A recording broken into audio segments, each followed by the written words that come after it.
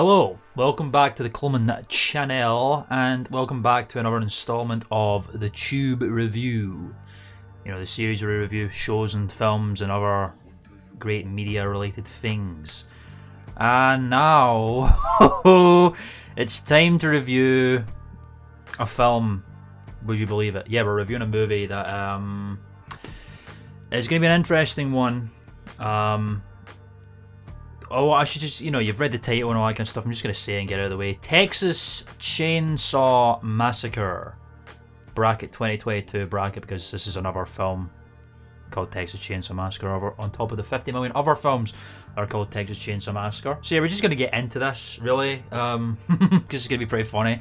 This came out on the 18th of February of this year, so it's still pretty fresh.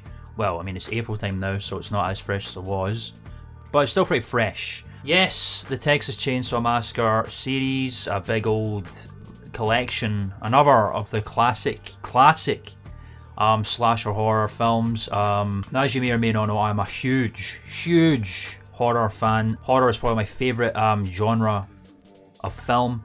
By and large, pretty much. I love movies in general anyway. This is why the Tube Review exists, because I love talking about my thoughts on them and all that kind of stuff. But horror holds a very special place in my heart. I've loved them for many years.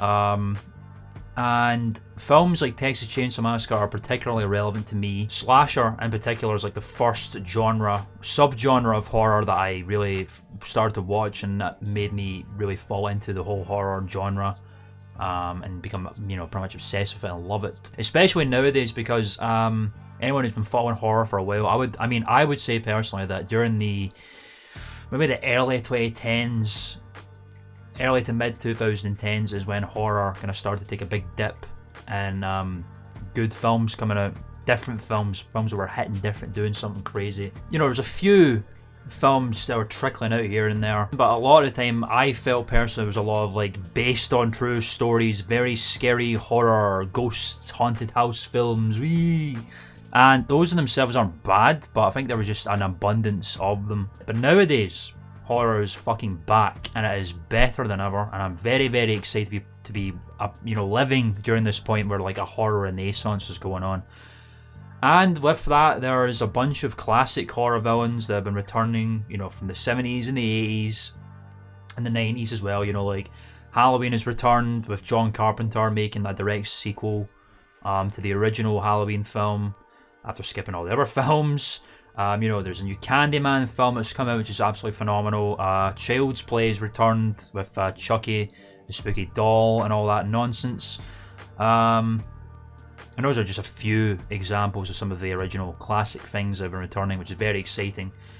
And of course, as we see here today, Leatherface, the classic slasher scary dude from Texas Chainsaw Massacre, is no different. Now, obviously, I'm a massive fan of the Texas Chainsaw Massacre series. I even have a little dude right here, a little figure of Leatherface, as he's depicted in the Atari 2600 game. That's what these figures are, but this is Leatherface right there, front and center. The original 1973, the Texas Chainsaw Massacre. Don't forget the directed by Tobe Hooper, which hits very different. It's a very different, standoutish, example of the slasher genre. One, because it's one of the first. I didn't really make slasher what it was. I would have said Halloween was the film that we didn't do it first, but it kind of set the ground rules as to what a slasher film is. There's a body count, there's a final girl, there's a masked villain walking around skulking the streets, seemingly impossible to kill and all that kind of stuff. Halloween was kind of the film that kind of set the standard for that kind of thing, but Texas Chainsaw Massacre is different because not only has it got a body count, which is even that massive actually, it's more there's a psychological aspect to it. There's insanity all fucking around this insane family. The Sawyer clan are just a completely unhinged, maniacal family live in the middle of nowhere in Texas, in a house filled with bones and dead bodies, and they eat humans, they're cannibals, and they just kidnap these people and brutalize them and stuff. It's a very gritty, horrifying film. I'd be interested to talk about this particular film in general because before we even start with it, the Texas Chainsaw franchise has had a very coloured past, to be quite honest. For example, Texas Chainsaw Massacre 2, which came out in the 80s, I can't remember, I think maybe 10 years later, directed by Toby again, is a completely different film from the first one. Nothing to do with it at all. Some hate it, some love it. I personally think it's great. It's a very offbeat, almost like a comedy, or it's almost like a parody of the original film. It's very strange and offbeat and got a lot of weird comedy moments that don't need to be there. Even the film poster's a parody of the fucking Breakfast Club, you know what I'm saying? Like, it does not take itself seriously at all. I don't think Tobe Hooper could top the first film, and for the direction he went, it's honestly a pretty damn funny, good, ridiculous film. Leatherface, Texas Chainsaw Massacre 3, and then the next one, Texas Chainsaw Massacre The Next Generation, an awful fucking name. Are pretty hit and miss as well. I'm not honestly a big fan of those at all. Those are films that got absolutely destroyed in terms of like censorship and all that kind of stuff, so they got really, like a lot of slashers at that time, they got really stripped bare, and they're not honestly that good in my opinion. Then of course there's the remakes during the noughties, when there was a massive influx of classic slasher characters getting remakes of their films. Before the reboot, there was the remake. I guess a reboot's supposed to be like a reimagining of a film that's gonna like come back.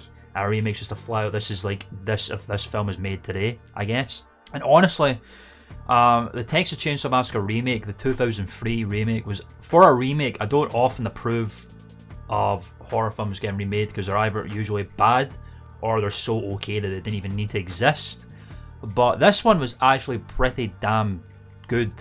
It kind of retained that tense, psychotic, uncomfortable feeling of the original movie, and there was a lot of very nice like cinematography in it. There was a lot of great characters, like Arlie Ermey, for example, the late and great Arlie Ermey. You might know him as Gunnery Sergeant Hartman in Full Metal Jacket. Fan-fucking-tastic actor and fan-fucking-tastic character in this film. I think he honestly carried it. Him and Leatherface honestly carried the film. These two weren't in it. It was obviously pretty average. They were damn good. And then, of course, there's the prequel, because these remakes became a whole thing in themselves. Texas Chainsaw Massacre: The Beginning, which is very okay. And I don't think they made another film until like 2013, which was Texas Chainsaw 3 fucking D. Because there was a period in the 2010s where every film that came out, if like, you know, like the 80s and like the 50s, if a film came out, it had 3D, and it had to have 3D on the fucking title. And boy howdy, Texas Chainsaw was no exception. Texas Chainsaw 3D was a complete reboot or remake. It basically scrapped everything from the past. It was pretty garbage film. And then the most recent one besides this one that we're talking about today was Leatherface, the 2017 film, which was also pretty fucking garbage.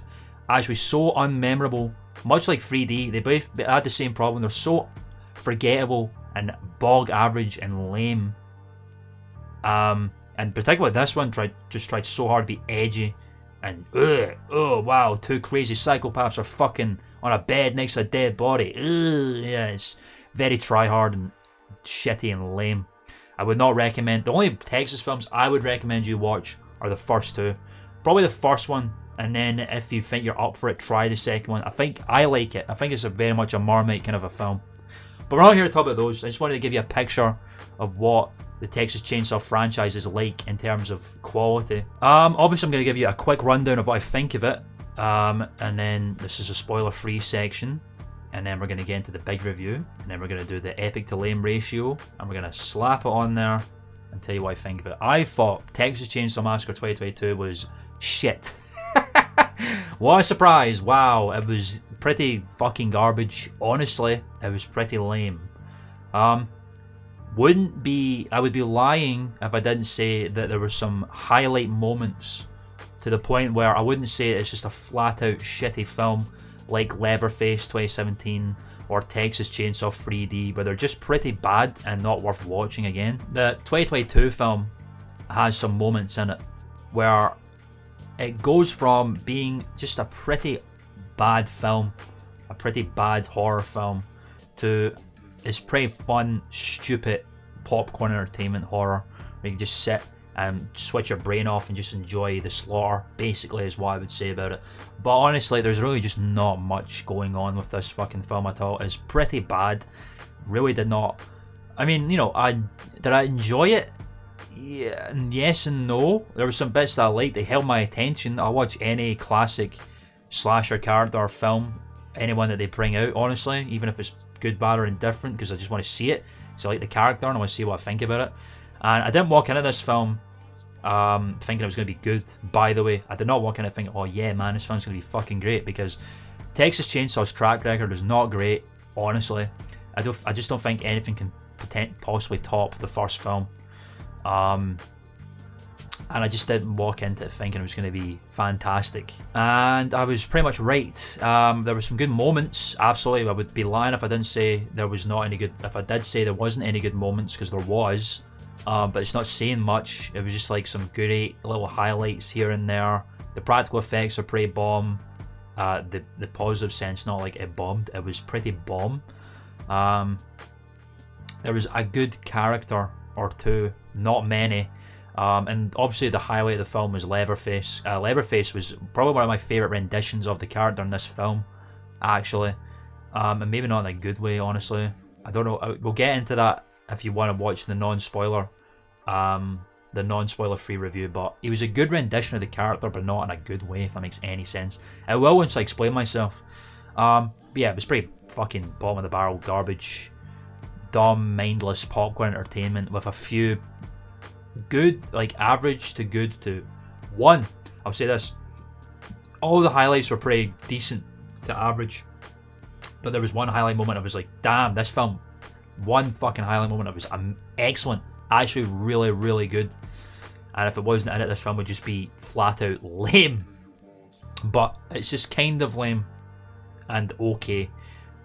Okay is kind of pushing it, actually. It's not that good. It's not good. It's not a good film.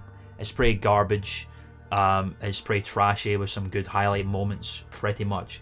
And for a Texas Chainsaw film, not much of a surprise, but also a shame. Let's get into the big review of this film, the Texas Chainsaw Massacre. Sorry, Texas Chainsaw Massacre is not the, forgive me. Basically, it's just going to be a number of things I didn't like about the film, because there are a lot of them. I'm going to open up with that first of all. The biggest thing about it is the way that this film is marketed. If you have seen the new, well, not the newest film, the first of the new Halloween franchise that came out in, I think, 2018, that's just called Halloween, which is annoying. I don't like when reboots and remakes just take the same film from the same name from the original film. Very dumb. But the new 2018 or 2017, whenever it came out, Halloween film takes place 40 years after the original Halloween movie. It's not the first time it's happened. There was Halloween H2O or H20, which took place 20 years after the original film. And now they've basically scrapped all those sequels, and now it's just the original movie and this film, and also Halloween Kills, the sequel to that one. And the next one is going to be coming out, Halloween Ends, but that's not the point. It takes place 40 years after the original Halloween movie. Michael Myers comes back to basically try and kill Laurie Strode, and Laurie Strode at this time is ready for him, and it's a big, massive fight between Laurie Strode and Michael Myers, duking it out. One trying to kill the other, and obviously Michael's on this massive killing spree in between.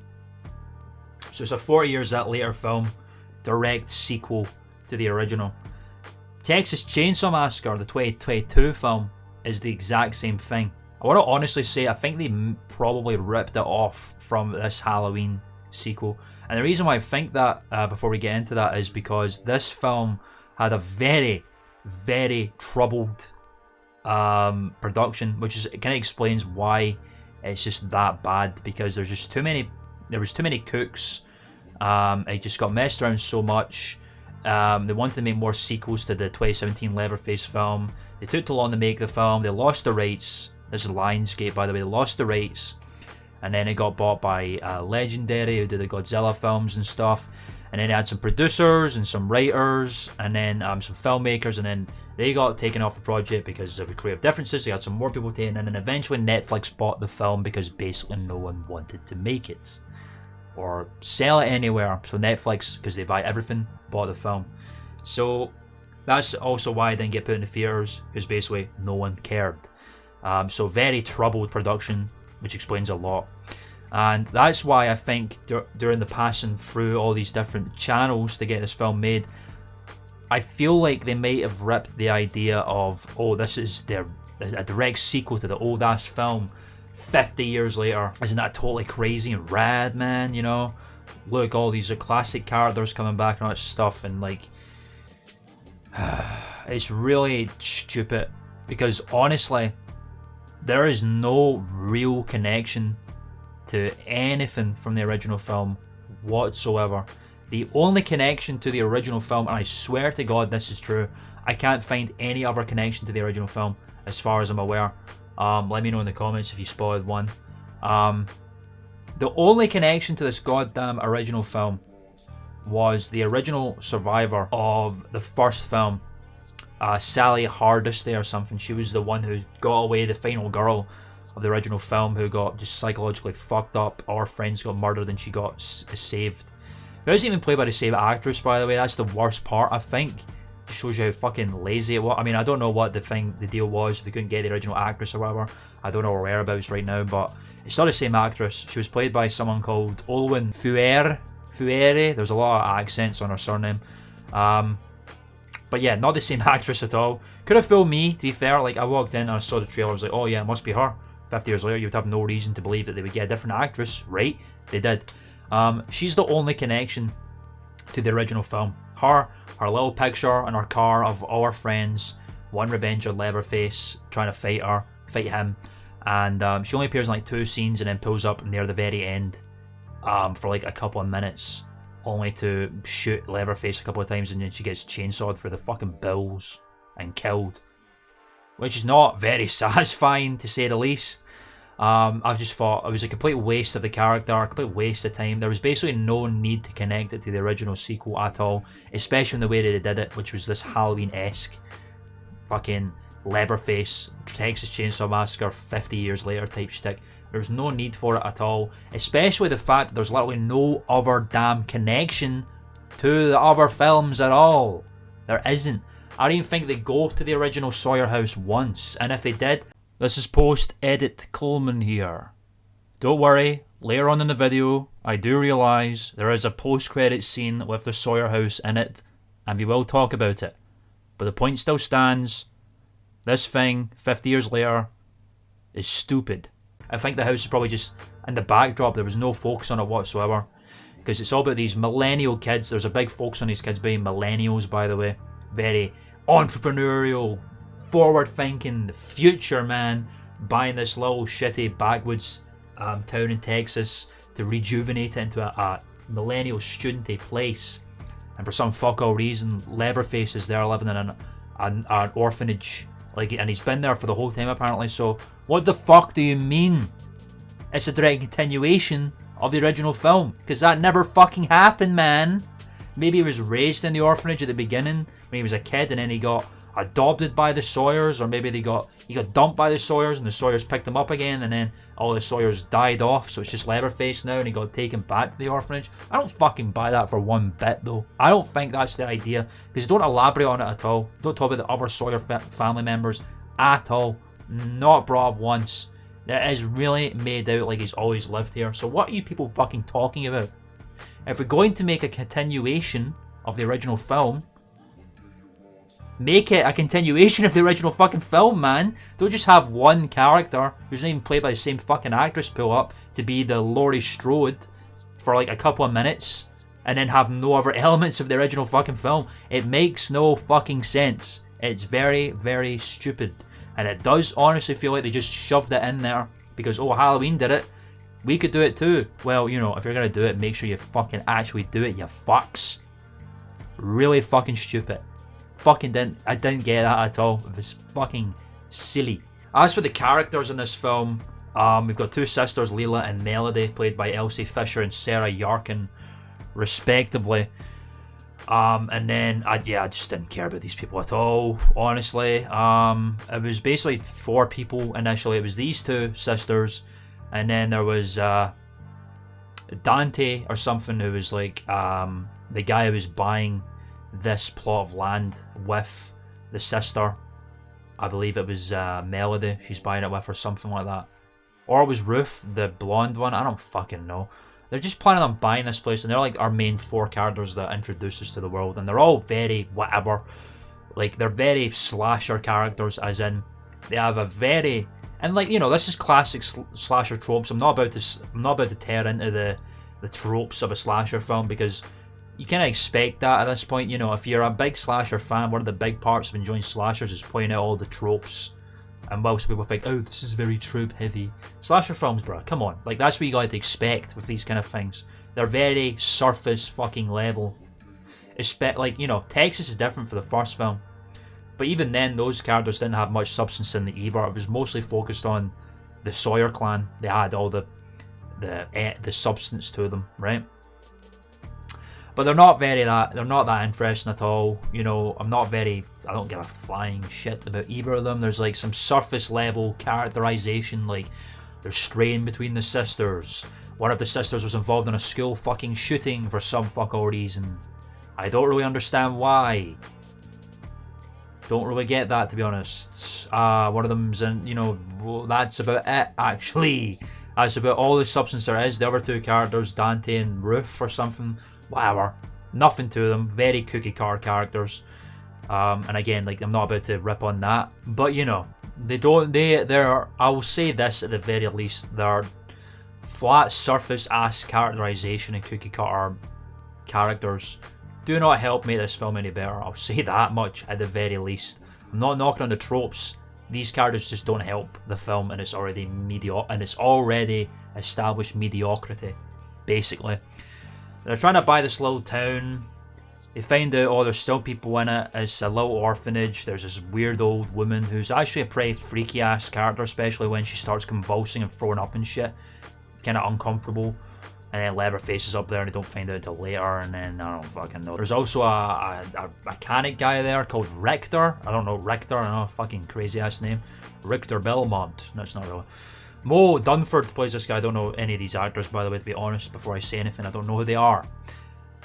But I think Richter is honestly the most interesting character of all of them, because he's just a typical Texan fucker who just doesn't give a shit, drives a big car and has guns, you know what I'm saying, smokes a lot. He's a Texas guy through and through with a big mustache. And he was actually quite interesting. He had this character of like being a gruff dude who actually is a very smart fella and a very philosophical man in his way, and he befriends the school shooter victim person because she doesn't want to be there. And he was interesting. That was about it. And I honestly thought he was getting set up to be a bit more like he was going to be the big, you know, foil to Leatherface, much like the original Sally character. Kind of like that one sheriff guy in Texas 2 fucking has a chainsaw battle with Leatherface, that fucking guy. I thought it was going to be something like that. Basically that wasn't the fucking case at all, so they wasted the character completely. His death scene was great, but they wasted him completely. He's there too. I guess he's the guy who's handing off the keys or something, I don't fucking remember, but long story short, Leatherface escapes, starts murdering some people, cuts the face off the woman, wears it. Millennials pull up to the town, big bus, start schmoozing.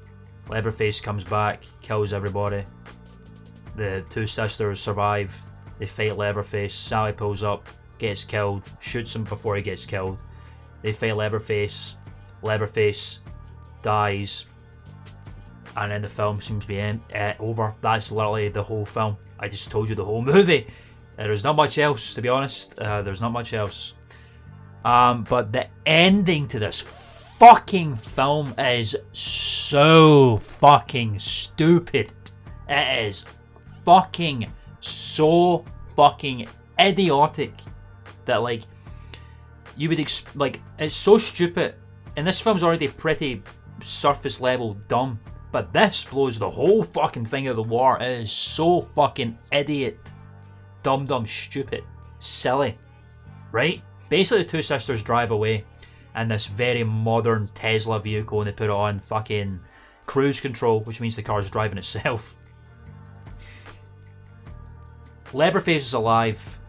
He survived. He gets dropped in a pool and looks like he's dead. He's not dead, obviously. And then basically he lops one of the sisters' heads off. Melody's head off, and Layla's like, no. And And basically, like, she just fucking drives away. Like, she can't get out of the car because the car's on fucking cruise control or some fucking shit. She's trying to get out of the car and she can't because the car's on cruise control. And then Leatherface is there doing his little ballet spinning routine that he did in the original film, but not as cool. It's just a fucking dumbass ending to the fucking film that just makes no fucking sense at all. It's just so fucking stupid. She can't get out of the car because it's on fucking cruise control? Huh? I mean, you wouldn't want to get out of the car, but she tried to get out of the car and she couldn't. Huh? Also, I just realised this. I didn't stick around to watch the rest of the film, believe it or not, after it ended. Like, I didn't watch the credits. However, the credit sequence was actually pretty neat. I like the graphics and the synth, like the dark wave synth kind of thing going on. That was pretty neat. But apparently there was a post-credit scene where Leatherface pulls up to the original house. So there you go. The original house is in it at the end of the film with the post-credits. Okay. Like, what happened? What happened with the orphanage then? And you know, the fucking, it doesn't make any fucking sense. It doesn't explain anything. So yeah, I just told you the plot of the film. It's fucking garbage. In terms of highlights, Leatherface was really fucking good in this. He was played by a guy called Mark Burnham, and I don't think he's a big name at all, but Mark Burnham is fucking huge, and he makes Leatherface look massive, and it's a very good rendition because they really turned Leatherface into a fucking machine, bruh. Like, nothing can stop this guy. You can't knock the fucking guy over. He's immovable. He just moves around with a chainsaw and fucking slices everything up. He was honestly pretty cool. And when I said I wasn't sure if it was a good thing, I think it's because I don't know if you'd want Leatherface to be a bit, like, you know, he's a big dude, but he's also like, I don't know, man. I think he's kind of more related to, like, he kind of reminded me more of like the remake Leatherface, I suppose, like the original Gunnar Hansen Leatherface. So isn't like as so much as like a massive hulking dude, but he's just a large fella. He's not like a very, he's not very clever.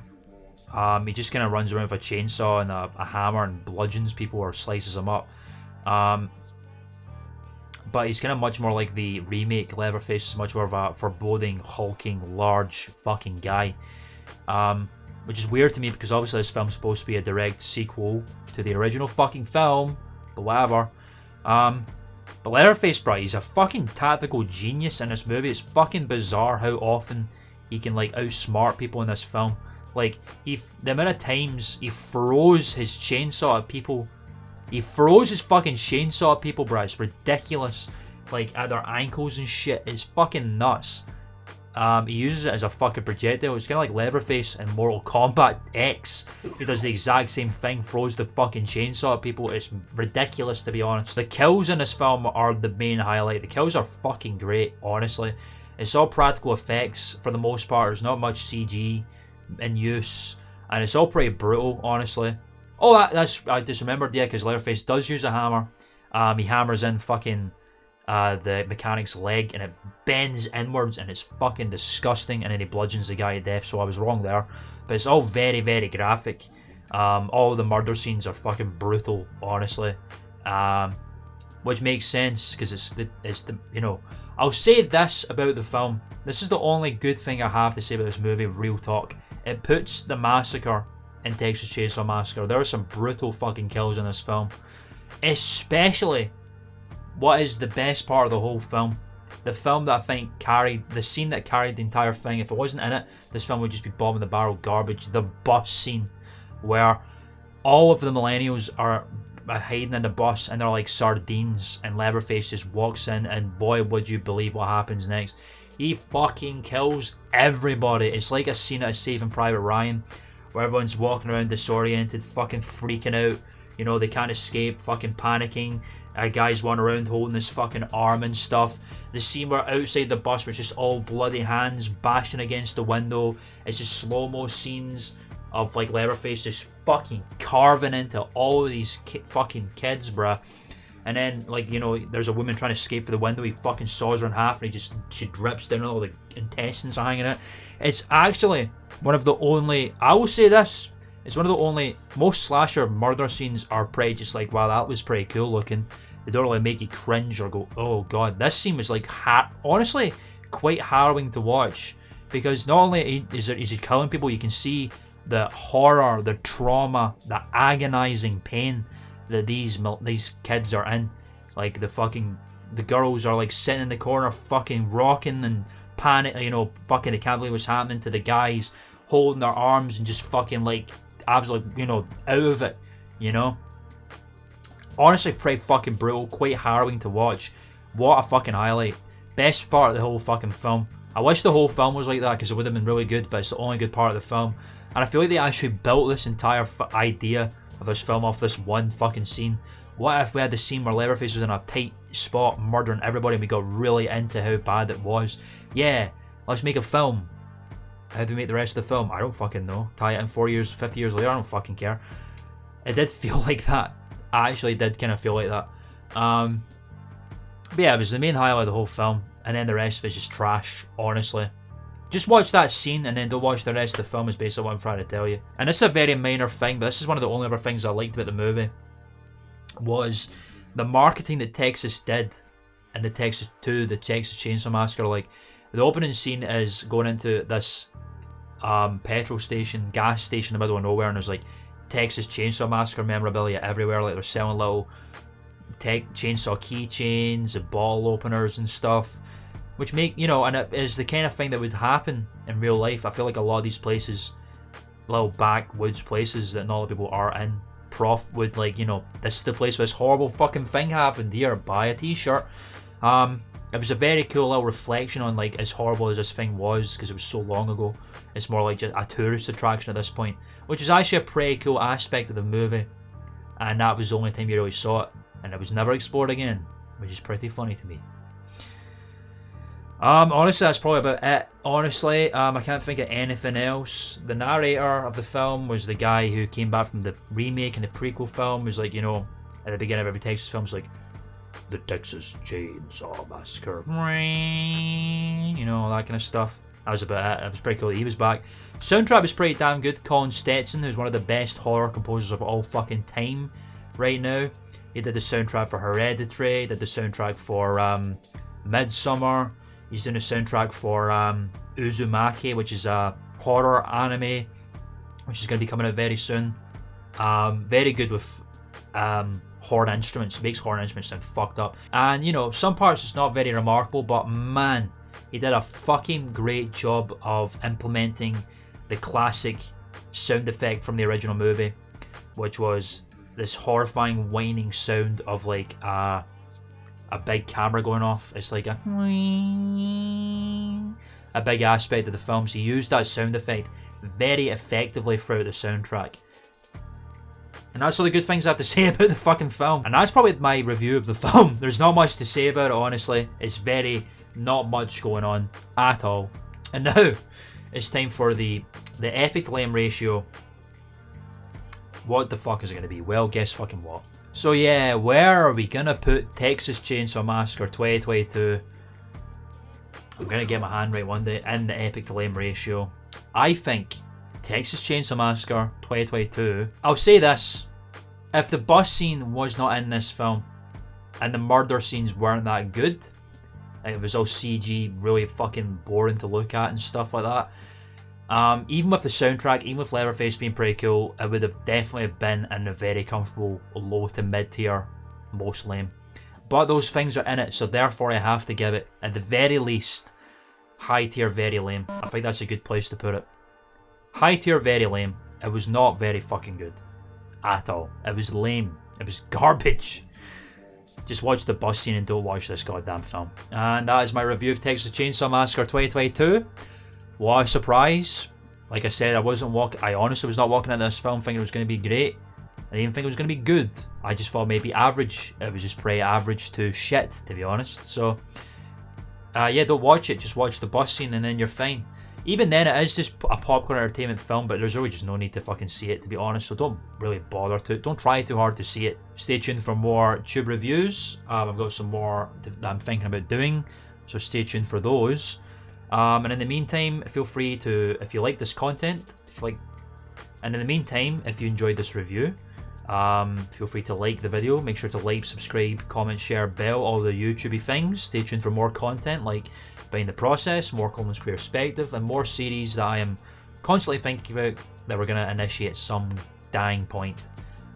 Check out the Twitch, Coleman Live. Everybody check it out. We're still trying to get that free concurrent viewer goal to get to affiliate. 61 followers. Feel free to hit the follow. Feel free to tune in. And that's it. I'm going to go now because there's not much else to say because this film was not that great.